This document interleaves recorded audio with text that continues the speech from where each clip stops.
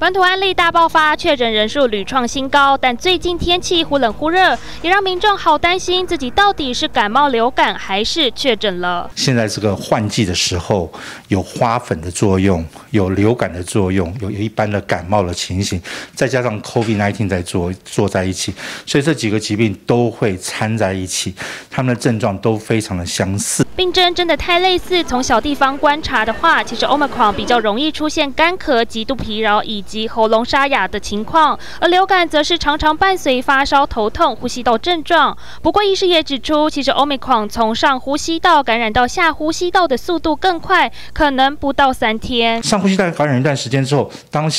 这个病毒也好，细菌也好，跑到深部一点的肺部的时候，它才造成肺部的发炎。这时候痰跟分泌物才会越来越多。严重的话会引发肺炎，特别是有烟瘾的人更要当心。感染新冠肺炎之后出现重症的几率，可是比一般人多出5成。抽了2根烟之后，口罩又马上戴回去，你反复的在吸自己的废气。突然间来一个细菌的话，你再反复的在里头一直这样吸来吸去的话，你当然会比别人的抵抗力会下降得更快。民众除了做好自身的防疫工作，也得提高警觉，别错过治疗的黄金时期。八大新闻小卓明贤台北报道。